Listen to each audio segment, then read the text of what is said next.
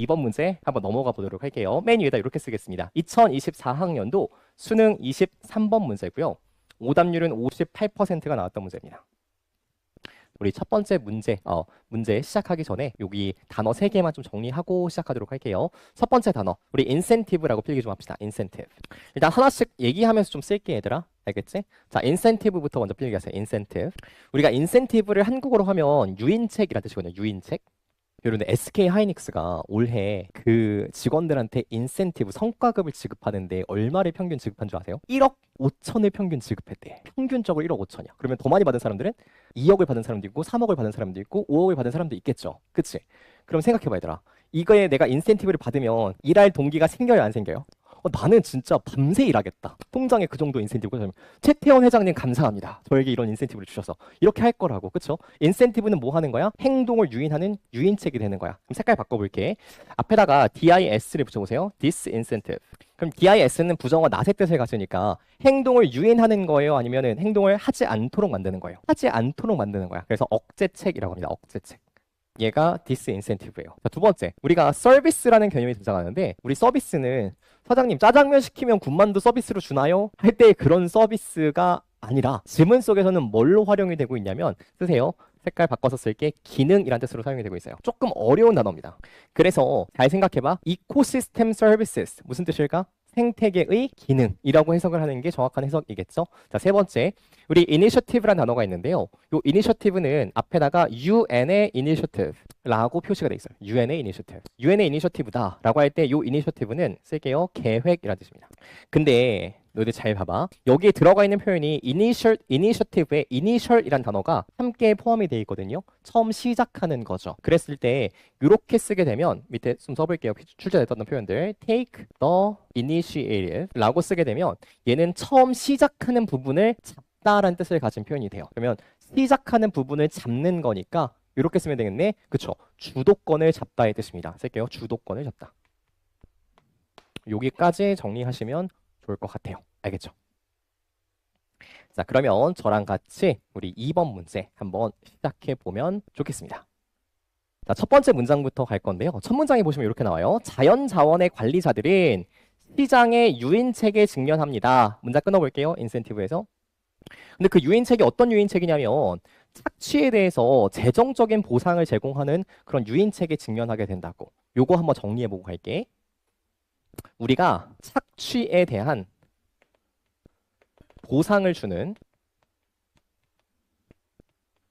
시장의 유인책이 있습니다. 이게 첫 문장의 내용이죠. 우리가 무언가를 착취했을 때 그에 따라서 보상을 주는 시장의 유인책이 존재한다. 이게 첫 문장의 가장 핵심적인 내용이 될 거야. 그쵸? 이거 가지고 다음 문장 볼게요. For example 세모치세요. 예를 들어서 이 숲의 소유자들은요. 시장에 동기를 갖는데 나무를 잘라낼 동기를 가져요. 뭐라기보다는 숲을 관리한다라기보다는 숲을 뭘 위해서 관리하는 걸까? 탄소를 포집하거나 야생동물 서식지이거나 홍수의 예방이거나 다른 생태계의 서비스 밑줄 치고 기능이라고 쓸게요. 생태계의 기능들을 위해서 숲을 관리하기보다는 뭐 하는 게 유리하다는 거야? 숲을 잘라내는 게 조금 더 우리에게 보상을 주기 때문에 유리하게 느껴진다라고 표현을 하는 겁니다. 그렇죠? 자, 이러한 기능들은 생태의 기능들은 밑줄 칠게요. These services.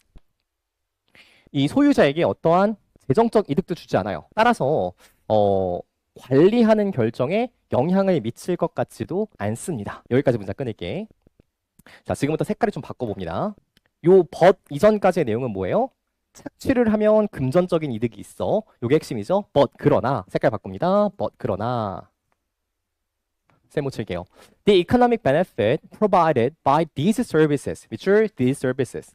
생태계 기능에 의해서 제공되는 이러한 이득들은 밑줄 non-market value, 비시장적인 가치에 근거해 있는데 얘네가 경제적인 가치를 뛰어넘을 거라고요. 무엇에? 목재가 갖는 경제적인 가치를 뛰어넘게 될 거라고요. 그러면 필자가 느꼈을 때에는 착취를 하자야 아니면은 착취하면 안 된다야. 착취하면 안 된다죠. 그쵸? 적어볼게. 생태계 기능이요. 얘는 비시장적 가치. 얘가 더 크다고. 무엇보다? 목재라고 하는 시장적 가치보다. 생태계 기능이 더 중요해. 생태계 기능 지켜야 되겠어? 막 잘라내야 되겠어? 지켜야죠. 막 잘라내는 게 아니라. 그치? 그대로 가볼게요. 같은 말 똑같이 반복합니다. For example 세모 치세요. 예를 들어서 UN의 initiative, 원대한 계획이겠죠. UN의 계획은 estimated that, 문자 끊어보겠습니다. that 뒤에서 끊어볼게요. 이렇게 측정합니다. 생태계 기능에 의한 경제적인 이득들이요.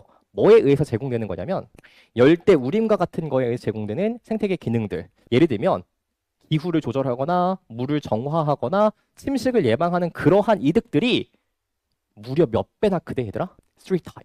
3배나 더 크다는 거야. 무엇보다? 시장의 가치들보다 3배나 더 크다는 거죠. 마지막 thus 세모. 우리 아리스토텔레스 형님께서 얘기하셨죠. 마지막 요약을 통해서 뭐 한다고? 한 번 더 반복을 해준다고. 그쵸?